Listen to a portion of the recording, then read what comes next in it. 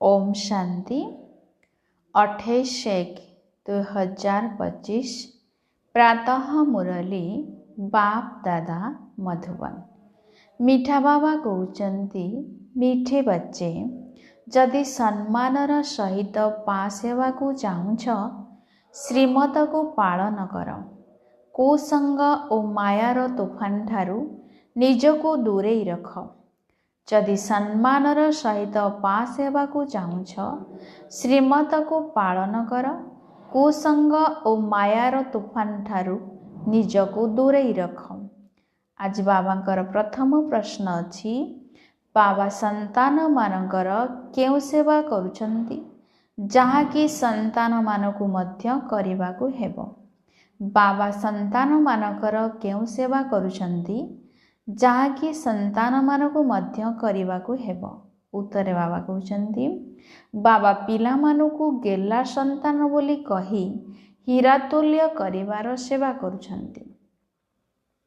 सेहीपरि आम मानकु मध्य आमर मीठा भाई मानकु अर्थात आत्मा मानकु हीरातुल्य करिबाकू हेबो। एथिरे कोनोसी असुविधार कथा नाही। केवल एतिकी कहिबाकू हेबो जे बाबा को मने पकाइबा द्वारा तुमे माने हीरातुल्य होई जीवो। द्वितीय प्रश्न अछि, बाबा निजर पिला मानकु केउ हुकुम देउछंती। बाबा निजर पिला मानकु केउ हुकुम देउछंती। उत्तरे बाबा कहउछंती पिला माने तुमे सच्चा रोजगार कर एवं अन्य मानकु मध्य कराओ। तुमको काहाठारु मध्य करज अथवा धार नेबार हुकुम नाही। गीत अछि, इस पाप की दुनिया से। ओम शांति। नुआ दुनिया को जीवा पाई प्रस्तुत हेउथिबा मीठा मीठा आत्मिक पिलामानक प्रति बाबा गुड मॉर्निंग करुछंती। आत्मिक पिला माने पुरुषार्थर क्रम अनुसार जानिछंती जे वास्तव रे आमे एई दुनियारू दूर को जाउछु। केउ आड़े निजर स्वीट साइलेंस घर को अर्थात मीठा शांति धाम को। शांति धाम ही दूर देश अटे जेउठारो आमे आत्मा माने आसुछु। ताहा हेउछि ब्रह्मलोक, एहा स्थूललोक अटे। ताहा आम आत्मा मानकर घर, जेउ घर को बाबा को बिना तो केही नहीं जाई पारिबे नाही। तुमे सब ब्राह्मण माने आत्मिक सेवा करुछ। ए सेवा किए शिखाइछंती? दूर देश को नहीं जाउथिबा बाबा शिखाइछंती। केते जन को दूर को नहीं जिवे? अगणित आत्मा को। जणे पंडांकर संतान तुमे समस्ते मध्य पंडा अट। तुमर नाम ही हेउछि पांडव सेना। तुमे पिला माने समस्त को दूर स्थान को नहीं जिबा पाई उपाय बताउछ। मनमना भव, बाबा को मने पकाओ। एक कथा मध्य कहउछंती बाबा ए दुनियारू कोनोसी दूर देश को नहीं जाओ। नुआ दुनिया तो एपरी कहिबे नाही। एठारे रावण राज्य चलीछि, तेणु कहउछंती एठारू दूर को नहीं चाल। एठारे शांति नाही, यार नाम हेला दुख धाम। वर्तमान बाबा तुमको कोनोसी भी धक्का खाइबारू रक्षा करुछंती। भक्ति मार्ग रे बाबा को खोजिबा पाई तुमे माने केते धक्का खाइछ। बाबा निजे कहउछंती मु गुप्त अटे। ए स्थूल आखि द्वारा के मते देखि पारिबे नाही। कृष्ण को मंदिर रे मुंडिया मारिबा पाई कठौ रखितांती। मोर तो पाद नाही जेउठी तुमको मुंडिया मारिबाकू पड़िबो। तुम मानकू तो केवल कहूची गेला संतान माने, तुमे मध्य अन्य मानकू कहूच मीठा भाई माने पारलौकिक बाबा को मने पकाओ, तेबे विकर्म विनाश हेबो। बास आउ कौनसी कष्ट करिवार नाही। जेपरि बाबा तुम मानकू हीरातुल्य करुछंती, पिला माने मध्य अन्य मानकू हीरातुल्य कराउछंती। शिखिबाकू हेबो जे मनुष्य मानकू हीरातुल्य किपरि करिबा। ड्रामा अनुसारे कल्प पूर्व सदृश कल्प कल्पर संगम रे बाबा से हमकू शिखाउछंती। पुणी आमे अन्य मानकू शिखाउछु। बाबा हीरातुल्य करुछंती। पिला माने जानिछंती ଗୋଟିଏ ଧର୍ମ ମାନଙ୍କର ଗୁରୁ ଆଗା ଖାଁକୁ ସୁନା ଚାନ୍ଦି ହୀରା ସହିତ ସମତୁଲ କରି ଓଜନ କରିଥିଲେ। ନେହେରୁଙ୍କୁ ମଧ୍ୟ ସୁନାରେ ଓଜନ କରିଥିଲେ, ହେଲେ ସେ ତ କାହାକୁ ହୀରା ତୁଲ୍ୟ କରୁନାହାନ୍ତି। ବାବା ତ ତୁମମାନଙ୍କୁ ହୀରା ସଦୃଶ କରାଉଛନ୍ତି, ତେବେ ବାବାଙ୍କୁ ତୁମେମାନେ କେଉଁଥିରେ ଓଜନ କରିବ? ତୁମେ ହୀରା ଆଦି କ'ଣ କରିବ? ତୁମର ତ ଏସବୁ ଦରକାର ହିଁ ନାହିଁ। ଲୋକମାନେ ତ ପ୍ରତିଯୋଗିତାରେ ବହୁତ ପଇସା ଉଡ଼ାଇଥାନ୍ତି, ଘର ସମ୍ପତ୍ତି ଆଦି କରିଥାନ୍ତି। ତୁମେମାନେ ତ ଅବିନାଶୀ ରୋଜଗାର କରୁଛ। କାହାଠାରୁ ଧାର ନେଲେ ପୁଣି 21 ଜନ୍ମ ପାଇଁ ଭରପୁର କରି ଦେବାକୁ ପଡ଼ିବ। ତେଣୁ ତୁମକୁ କାହାଠାରୁ ଧାର ନେବାର ହୁକୁମ ନାହିଁ। ତୁମେମାନେ ଜାଣିଛ ବର୍ତ୍ତମାନ ହେଉଛି ବିନାଶୀ ରୋଜଗାର, ଯାହାକି ବିନାଶ ହୋଇଯିବ। ବ୍ରହ୍ମା ବାବା ଦେଖିଲେ ଏହା ତ କଉଡ଼ି ଅଟେ। ମୋତେ ତ ହୀରା ମିଳୁଛି, ଏଇ କଉଡ଼ି କ'ଣ କରିବି? କାହିଁକି ବାବାଙ୍କ ଠାରୁ ଅସରନ୍ତି ସମ୍ପତ୍ତି ନ ନେବି? ଖାଇବାକୁ ତ ମିଳିବ ନିଶ୍ଚୟ। ଗୋଟିଏ ଢଗ ମଧ୍ୟ ଅଛି, ହାତ ଜିନକା ଏସେ ପହିଲା ପୁର, ଅର୍ଥାତ୍ ହାତ ଯାହାର ବରଦାନୀ ସେ ପ୍ରଥମ ନମ୍ବର ପାଇଥାନ୍ତି। ବାବାଙ୍କୁ ସରାପ ବା ପୁରୁଣା ଜିନିଷ ବଦଳାଇ ନୂଆ ଦେଉଥିବା ବ୍ୟାପାରୀ ମଧ୍ୟ କହିଥାନ୍ତି ନା। ତେଣୁ ବାବା କହୁଛନ୍ତି ତୁମର ପୁରୁଣା ଜିନିଷ ବଦଳ କରୁଛି। କେହି ମରିଗଲେ ପୁରୁଣା ଜିନିଷ ଧୋବାକୁ ଦେଇଥାନ୍ତି ନା। ବାବା କହୁଛନ୍ତି ମୁଁ ତୁମଠାରୁ କ'ଣ ନେଉଛି? ଦ୍ରୌପଦୀଙ୍କର ଉଦାହରଣ ଦେଖ। ଜଣେ ଦ୍ରୌପଦୀ ତ ନଥିଲେ ନା। ତୁମେ ସମସ୍ତେ ଦ୍ରୌପଦୀ ଅଟ। ବହୁତ ଡାକୁଛନ୍ତି ବାବା ଆମକୁ ନଗ୍ନ ହେବାରୁ ରକ୍ଷା କର। ବାବା କେତେ ସ୍ନେହର ସହିତ ବୁଝାଉଛନ୍ତି ପିଲାମାନେ ଏ ଅନ୍ତିମ ଜନ୍ମ ପବିତ୍ର ରୁହ। ବାବା ପିଲାମାନଙ୍କୁ କହିଥାନ୍ତି ନା ମୋ ଦାଢ଼ିର ଲାଜ ରଖ, କୋଳରେ କଳଙ୍କ ଲଗାଅ ନାହିଁ। ମଧୁର ସନ୍ତାନମାନଙ୍କର କେତେ ଶୁଦ୍ଧ ଅଭିମାନ ରହିବା ଉଚିତ। ବାବା ତୁମମାନଙ୍କୁ ହୀରା ତୁଲ୍ୟ କରୁଛନ୍ତି। ବ୍ରହ୍ମା ବାବାଙ୍କୁ ମଧ୍ୟ ଶିବ ବାବା ହୀରା ସଦୃଶ କରାଉଛନ୍ତି। ତେଣୁ ଶିବ ବାବାକୁ ମନେ ପକାଇବାକୁ ହେବ। ଏହି ବ୍ରହ୍ମା ବାବା କହୁଛନ୍ତି ମୋତେ ମନେ ପକାଇଲେ ତୁମର ବିକର୍ମ ବିନାଶ ହେବ ନାହିଁ। ମୁଁ ତୁମର ଗୁରୁ ନୁହେଁ। ସେ ମୋତେ ଶିଖାଉଛନ୍ତି, ପୁଣି ମୁଁ ତୁମକୁ ଶିଖାଉଛି। ଯଦି ହୀରା ସଦୃଶ ହେବାକୁ ଚାହୁଁଛ ତେବେ ବାବାଙ୍କୁ ମନେ ପକାଅ। ବାବା ବୁଝାଉଛନ୍ତି ଭକ୍ତି ମାର୍ଗରେ ବୋଲେ କୌଣସି ଦେବତାଙ୍କର ଭକ୍ତି କରୁଛନ୍ତି, ତଥାପି ମଧ୍ୟ ବୁଦ୍ଧି ଦୋକାନ ଧନ୍ଦା ଆଦି ଆଡ଼କୁ ଯାଉଛି। କାହିଁକି ନା ସେଥିରୁ ଆମଦାନୀ ହେଉଛି। ବାବା ନିଜର ଅନୁଭବ ମଧ୍ୟ ଶୁଣାଉଛନ୍ତି। ଯେତେବେଳେ ବୁଦ୍ଧି ଇଆଡ଼େ ସିଆଡ଼େ ଯାଉଥିଲା ସେତେବେଳେ ମୁଁ ନିଜକୁ ଚାପୁଡ଼ା ମାରୁଥିଲି। ଏହା କାହିଁକି ମନେ ପଡ଼ୁଛି? ଆମ ଆତ୍ମାମାନଙ୍କୁ ଏକମାତ୍ର ବାବାଙ୍କୁ ହିଁ ମନେ ପକାଇବାକୁ ହେବ। କିନ୍ତୁ ମାୟା ବାରମ୍ବାର ଭୁଲାଇ ଦେଉଛି, ମୁଥି ମାରିଦେଉଛି। ମାୟା ବୁଦ୍ଧି ଯୁଗକୁ ଭ୍ରମିତ କରିଦେଉଛି। ଏହିପରି ନିଜ ସହିତ କଥା ହେବା ଉଚିତ। ବାବା କହୁଛନ୍ତି ଏବେ ନିଜର କଲ୍ୟାଣ କରିବା ସହିତ ଅନ୍ୟମାନଙ୍କର ମଧ୍ୟ କଲ୍ୟାଣ କର, ସେବା କେନ୍ଦ୍ର ସ୍ଥାପନ କର। ଏହିପରି ବହୁତ ସନ୍ତାନମାନେ ପଚାରୁଛନ୍ତି ବାବା ଅମୁକ ଜାଗାରେ ସେବା କେନ୍ଦ୍ର ସ୍ଥାପନା କରିବୁ। ବାବା କହୁଛନ୍ତି ମୁଁ ତ ଦାତା ଅଟେ, ମୋର କିଛି ଦରକାର ନାହିଁ। ଏ ଘର ଆଦି ସବୁ ତୁମ ପାଇଁ ତିଆରି ହେଉଛି ନା। ଶିବ ବାବା ତ ତୁମକୁ ହୀରା ତୁଲ୍ୟ କରିବାକୁ ଆସିଛନ୍ତି। ତୁମେ ଯାହା କିଛି କରୁଛ ସେସବୁ ତୁମର ହିଁ କାମରେ ଆସୁଛି। ଇଏ ତ କୌଣସି ଗୁରୁ ନୁହନ୍ତି ଯେ ଚେଲା ଆଦି ରଖିବେ। ପିଲାମାନେ ହିଁ ନିଜେ ରଖିବା ପାଇଁ ଘର ତିଆରି କରୁଛନ୍ତି। ହଁ, ସହଯୋଗୀମାନେ ଯେତେବେଳେ ଆସୁଛନ୍ତି ତେବେ ତାଙ୍କର ଖାତିର କରାଯାଉଛି ଯେ ଆପଣ ଉପରେ ନୂଆ ଘରେ ଯାଇ ରୁହନ୍ତୁ। କେହି କେହି ତ କହୁଛନ୍ତି ମୁଁ ନୂଆ ଘରେ କାହିଁକି ରହିବି, ମୋତେ ପୁରୁଣା ଘର ହିଁ ଭଲ ଲାଗୁଛି। ଯେପରି ଆପଣ ପୁରୁଣା ଘରେ ରହୁଛନ୍ତି ମୁଁ ମଧ୍ୟ ସେହିପରି ରହିବି। ମୋର କୌଣସି ଅହଙ୍କାର ନାହିଁ ଯେ ମୁଁ ଦାତା ଅଟେ। ବାପ ଦାଦା ହିଁ ରହୁନାହାନ୍ତି, ତେବେ ମୁଁ କାହିଁକି ରହିବି? ମୋତେ ମଧ୍ୟ ନିଜ ସାଥିରେ ରଖ। ଯେତେ ଆପଣଙ୍କ ନିକଟରେ ରହିବୁ ସେତେ ଭଲ। ବାବା ବୁଝାଉଛନ୍ତି ଯେତେ ଅଧିକ ପୁରୁଷାର୍ଥ କରିବ ସୁଖଧାମରେ ସେତେ ରାଜପଦ ପାଇବ, ସୁଖଧାମରେ ସେତେ ଉଚ୍ଚପଦ ପାଇବ। ସ୍ୱର୍ଗକୁ ତ ସମସ୍ତେ ଯିବେ ନା। ଭାରତବାସୀ ଜାଣିଛନ୍ତି ଯେ ଭାରତ ପୁଣ୍ୟ ଆତ୍ମାମାନଙ୍କର ଦୁନିଆ ଥିଲା। ପାପର ନାମଗନ୍ଧ ମଧ୍ୟ ନଥିଲା। ଏବେ ତ ପାପ ଆତ୍ମାମାନଙ୍କର ପାପ ଆତ୍ମା ହୋଇଯାଇଛନ୍ତି। ଏହା ହେଉଛି ରାବଣ ରାଜ୍ୟ। ସତ୍ୟ ଯୁଗରେ ରାବଣ ରହିବ ନାହିଁ। ଅଧାକଳ୍ପ ପରେ ହିଁ ରାବଣ ରାଜ୍ୟ ଆରମ୍ଭ ହେଉଛି। ବାବା ଏତେ ବୁଝାଉଛନ୍ତି ତଥାପି ମଧ୍ୟ ବୁଝୁନାହାନ୍ତି। କଳ୍ପ କଳ୍ପ ଏହିପରି ହୋଇଆସୁଛି। କୌଣସି ନୂଆ କଥା ନୁହେଁ। ତୁମେ ପ୍ରଦର୍ଶନୀ କରୁଛ। କେତେ ଢେର ସଂଖ୍ୟାରେ ଆସୁଛନ୍ତି। ପ୍ରଜା ତ ବହୁତ ହେବେ। ହୀରାତୁଲ୍ୟ ହେବା ପାଇଁ ତ ସମୟ ଲାଗିବ। ପ୍ରଜା ହେଲେ ମଧ୍ୟ ଭଲ କଥା। ବର୍ତ୍ତମାନ ମହାବିନାଶର ସମୟ।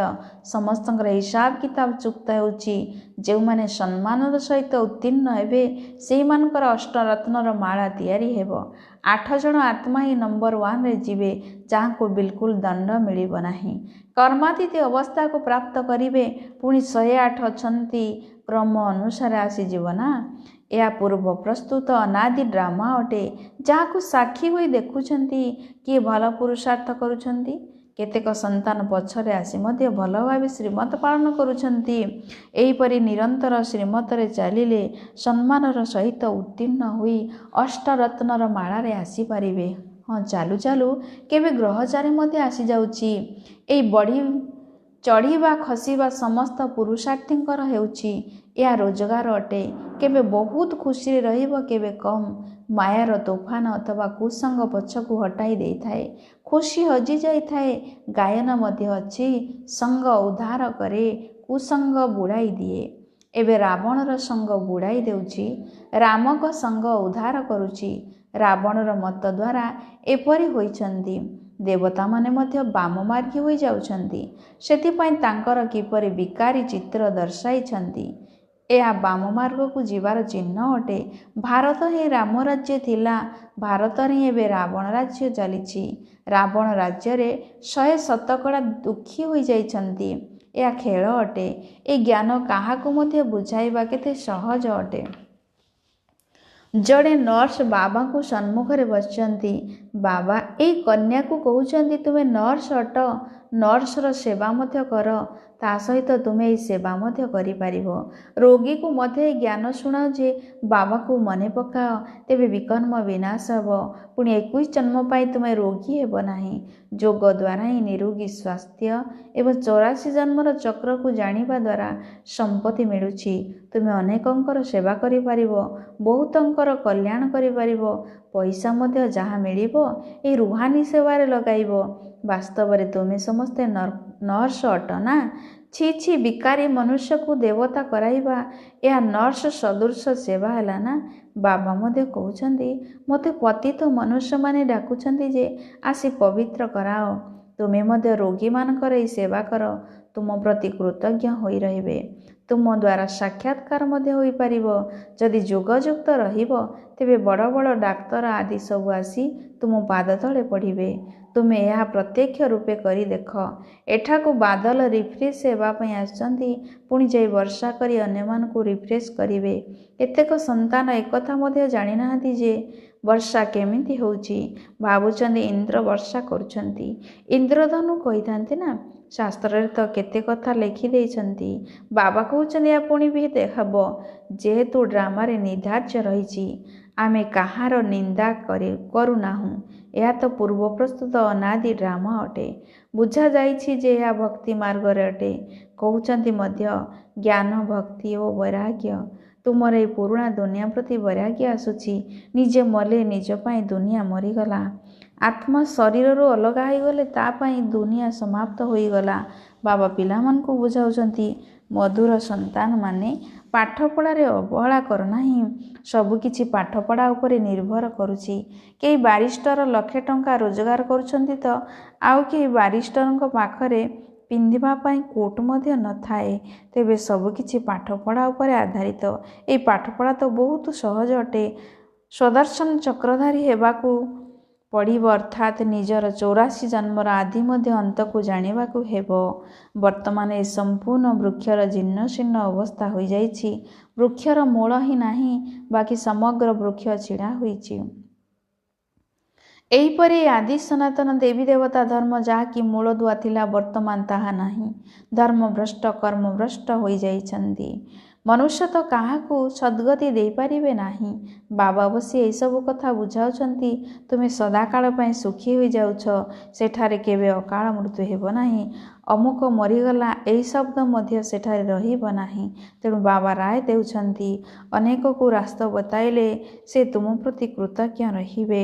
କାହାକୁ ସାକ୍ଷାତକାର ମଧ୍ୟ ହୋଇପାରେ। ଲକ୍ଷ୍ୟ ଉଦ୍ଦେଶ୍ୟର ସାକ୍ଷାତକାର ହୋଇଥାଏ। କିନ୍ତୁ ଲକ୍ଷ୍ୟ ଉଦ୍ଦେଶ୍ୟ ପ୍ରାପ୍ତ କରିବା ପାଇଁ ପାଠ ତ ପଢ଼ିବାକୁ ପଡ଼ିବ ନା। ବିନା ପାଠପଢ଼ାରେ କେହି ବାରିଷ୍ଟର ହୋଇପାରିବେ କି? ଏପରି ନୁହେଁ ଯେ ସାକ୍ଷାତକାର ହେଲା ଅର୍ଥାତ୍ ମୁକ୍ତ ହୋଇଗଲେ। ମୀରାକୁ ସାକ୍ଷାତକାର ହୋଇଥିଲା, ଏହାର ଅର୍ଥ ନୁହେଁ ଯେ ମୀରା କୃଷ୍ଣପୁରୀକୁ ଚାଲିଗଲେ। ନୌଧା ଭକ୍ତି କରିବା ଦ୍ୱାରା ସାକ୍ଷାତକାର ହୋଇଥାଏ। ଏଠାରେ ପୁଣି ନୌଧା ସ୍ମୃତି ରହିଛି। ମନୁଷ୍ୟମାନେ, ସନ୍ନ୍ୟାସୀମାନେ ତ ବ୍ରହ୍ମଜ୍ଞାନୀ ତତ୍ତ୍ୱଜ୍ଞାନୀ ଅଟନ୍ତି। ବାସ୍ ବ୍ରହ୍ମରେ ଲୀନ ହେବାର ଇଚ୍ଛା ରଖିଥାନ୍ତି। ତେବେ ବ୍ରହ୍ମ ତ ପରମାତ୍ମା ନୁହନ୍ତି। ବର୍ତ୍ତମାନ ବାବା ବୁଝାଉଛନ୍ତି, ଯଦିଓ ଶରୀର ନିର୍ବାହ ଅର୍ଥେ ନିଜର ଧନ୍ଦା ଆଦି କରୁଛ, କିନ୍ତୁ ନିଜକୁ ନିମିତ୍ତ ବୋଲି ଭାବ, ତେବେ ଉଚ୍ଚ ପଦ ମିଳିବ। ମମତା ତୁଟିଯିବ। ଏଇ ବ୍ରହ୍ମା ବାବା ତୁମର ଧନ ନେଇ କ'ଣ କରିବେ? ଇଏ ତ ସବୁକିଛି ଛାଡ଼ି ଦେଇଛନ୍ତି ନା। ଘରଦ୍ୱାର ଅଥବା ମହଲ ଆଦି ତ ତିଆରି କରିବାର ନାହିଁ। ଘର ଆଦି ତିଆରି ହେଉଛି କାହିଁକି ନା ଢେର ସନ୍ତାନ ଆସିବେ। ଆବୁରୁଲ ଠାରୁ ଏ ପର୍ଯ୍ୟନ୍ତ ଧାଡ଼ି ଲାଗିଯିବ। ତୁମର ପ୍ରଭାବ ଜଣାପଡ଼ିଲେ ମୁଣ୍ଡ ଖରାପ କରିଦେବେ। ଯେପରି କୌଣସି ବଡ଼ ଲୋକ ଆସିଲେ କେତେ ଭିଡ଼ ଲାଗିଥାଏ। ଉଚ୍ଚ ସମୟରେ ତୁମର ପ୍ରଭାବ ଜଣାପଡ଼ିବ। ଏବେ ନୁହେଁ। ଯେଉଁଥିପାଇଁ ବାବାଙ୍କୁ ୟାଦ କରିବାର ଅଭ୍ୟାସ କରିବାକୁ ହେବ, ଯାହାଦ୍ୱାରା ପାପ କଟିଯିବ। ଏହିପରି ଯୋଗଯୁକ୍ତ ରହି ଶରୀର ଛାଡ଼ିବାକୁ ପଡ଼ିବ। ସତ୍ୟଯୁଗରେ ଶରୀର ଛାଡ଼ିବା ସମୟରେ ଜାଣିଯିବ ଯେ ଗୋଟିଏ ଶରୀର ଛାଡ଼ି ଆଉ ଗୋଟିଏ ନେବି। ଏଠାରେ କେତେ ଦେହ ଅଭିମାନ ରହୁଛି, ଫରକ ରହିଛି ନା। ଏହିସବୁ କଥାକୁ ନୋଟ୍ କର, ପୁଣି ଅନ୍ୟକୁ କରାଅ। ଅନ୍ୟମାନଙ୍କୁ ମଧ୍ୟ ନିଜ ସଦୃଶ ହୀରାତୁଲ୍ୟ କରିବାକୁ ହେବ। ଯେତେ ପୁରୁଷାର୍ଥ କରିବ ସେତେ ଉଚ୍ଚ ପଦ ପାଇବ। ଏ କଥା ବାବା ବୁଝାଉଛନ୍ତି। ଇଏ କୌଣସି ସାଧୁସନ୍ଥ ନୁହନ୍ତି। ଏ ଜ୍ଞାନ ବହୁତ ମଜାଦାର ଅଟେ। ଏହାକୁ ଭଲ ଭାବରେ ଧାରଣ କରିବାକୁ ହେବ। ଏପରି ନୁହେଁ, ବାବାଙ୍କ ଠାରୁ ଶୁଣିଲ ଏଇ କଥା ଏଇଠାରେ ହିଁ ରହିଗଲା। ଗୀତରେ ମଧ୍ୟ ଶୁଣିଲ ନା, କହୁଛନ୍ତି ସାଥିରେ ନେଇ ଚାଲ। ତୁମେ ଏଇ କଥାକୁ ଆଗକୁ ବୁଝିପାରୁ ନଥିଲ, ଏବେ ବାବା ବୁଝାଉଛନ୍ତି, ତେଣୁ ବୁଝିପାରୁଛ। ଆଚ୍ଛା, ମିଠା ମିଠା ଶିଖିଲଦେ ସନ୍ତାନମାନଙ୍କ ପ୍ରତି ମାତା ପିତା ବାପ ଦାଦାଙ୍କର ମଧୁର ସ୍ନେହ ସମ୍ପନ୍ନ ଶୁଭେଚ୍ଛା ଏବଂ ସୁପ୍ରଭାତ। ଆତ୍ମିକ ପିତାଙ୍କର ଆତ୍ମିକ ସନ୍ତାନମାନଙ୍କୁ ନମସ୍ତେ। ଧାରଣା ପାଇଁ ମୁଖ୍ୟ ସାରାଂଶ। ପ୍ରଥମ ନମ୍ବର, ପଢ଼ାରେ କେବେ ବି ଅବହେଳା କରିବା ଉଚିତ ନୁହେଁ। ତୁମକୁ ସୁଦର୍ଶନ ଚକ୍ରଧାରୀ ହୋଇ ରହିବାକୁ ହେବ ଏବଂ ସମସ୍ତଙ୍କୁ ହୀରା ସଦୃଶ କରିବାର ସେବା କରିବାକୁ ହେବ। ଦ୍ୱିତୀୟ ପଏଣ୍ଟ, ନିଜେ ସଚ୍ଚା ରୋଜଗାର କରିବା ସହିତ ଅନ୍ୟମାନଙ୍କୁ ମଧ୍ୟ କରାଇବାକୁ ହେବ। ନିଜର ସମସ୍ତ ପୁରୁଣା ଜିନିଷ ପତ୍ରକୁ ବଦଳାଇବାକୁ ହେବ। କୁସଙ୍ଗଠାରୁ ନିଜକୁ ଦୂରେଇ ରଖିବାକୁ ହେବ। ଆଜିର ବରଦାନ, ଜଗତର ଜ୍ୟୋତି ହୋଇ ଭକ୍ତମାନଙ୍କୁ ଦୃଷ୍ଟି ଦ୍ୱାରା କୃତାର୍ଥ କରୁଥିବା ଦର୍ଶନୀୟ ମୂରତ ହୁଅ। ଜଗତର ଜ୍ୟୋତି ହୋଇ ଭକ୍ତମାନଙ୍କୁ ଦୃଷ୍ଟି ଦ୍ୱାରା କୃତାର୍ଥ କରୁଥିବା ଦର୍ଶନୀୟ ମୂରତ ହୁଅ। ବିସ୍ତାରେ ବାବା କହିଲେ, ସାରା ବିଶ୍ୱ ତୁମ ଭଳି ଜଗତର ନୟନମାନଙ୍କଠାରୁ ଦୃଷ୍ଟି ନେବା ପାଇଁ ଅପେକ୍ଷା କରି ରହିଛି। ଯେତେବେଳେ ତୁମେ ଜଗତର ଜ୍ୟୋତି ଆତ୍ମାମାନେ ନିଜର ସମ୍ପୂର୍ଣ୍ଣ ସ୍ଥିତି ପର୍ଯ୍ୟନ୍ତ ପହଞ୍ଚିଯିବ, ଅର୍ଥାତ୍ ସମ୍ପୂର୍ଣ୍ଣତାର ଆଖି ଖୋଲିବ, ସେତେବେଳେ ମାତ୍ର ଗୋଟିଏ ସେକେଣ୍ଡରେ ବିଶ୍ୱ ପରିବର୍ତ୍ତନ ହୋଇଯିବ। ସେତେବେଳେ ତୁମେ ଦର୍ଶନୀୟ ମୂର୍ତ୍ତ ଆତ୍ମାମାନେ ନିଜର ଦୃଷ୍ଟି ଦ୍ୱାରା ଭକ୍ତ ଆତ୍ମାମାନଙ୍କୁ କୃତାର୍ଥ କରିପାରିବ। ତେବେ ଦୃଷ୍ଟି ଦ୍ୱାରା କୃତାର୍ଥ ହେବା ବାଲାଙ୍କ ମଧ୍ୟ ଲମ୍ବା ଧାଡ଼ି ଲାଗିଥିବ। ତେଣୁ ସମ୍ପୂର୍ଣ୍ଣତା ରୂପୀ ଆଖି ସର୍ବଦା ଖୋଲା ରହିବା ଦରକାର। ଆଖି ମେଳିବା ଏବଂ ସଂକଳ୍ପରେ ଅଣନିଶ୍ୱାସୀ ହେବା ବା ଢୁଳେଇବା ବନ୍ଦ କର, ତେବେ ଯାଇ ଦର୍ଶନୀୟ ମୂର୍ତ୍ତି ହୋଇପାରିବ। ସ୍ଲୋଗାନ, ନିର୍ମଳ ସ୍ୱଭାବ ନିର୍ମାଣତାର ଲକ୍ଷଣ, ତେଣୁ ନିର୍ମଳ ହୋଇ ସଫଳତା ପ୍ରାପ୍ତ କର। ନିର୍ମଳ ସ୍ୱଭାବ ନିର୍ମଳତାର ଲକ୍ଷଣ, ତେଣୁ ନିର୍ମଳ ହୋଇ ସଫଳତା ପ୍ରାପ୍ତ କର। 28 ପଏଣ୍ଟ, ମନ ବୁଦ୍ଧିକୁ ଏକାଗ୍ର କରିବା ପାଇଁ ମନ୍ମନା ଭବର ମନ୍ତ୍ରକୁ ସର୍ବଦା ସ୍ମୃତିରେ ରଖ। ନିଜର ଶକ୍ତିଶାଳୀ ସଂକଳ୍ପ ଦ୍ୱାରା ସୂକ୍ଷ୍ମ ଶକ୍ତି କେମିତି ପ୍ରଦାନ କରିବା ତାର ସେବା କର। ଏହି ମନ୍ତ୍ରର ବାସ୍ତବିକ ଧାରଣା ଦ୍ୱାରା ପ୍ରଥମ ନମ୍ବର ପଦ ପାଇପାରିବ।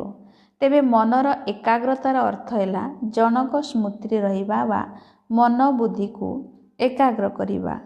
ଏହାକୁ ହିଁ ଏକାନ୍ତ କୁହାଯାଉଛି।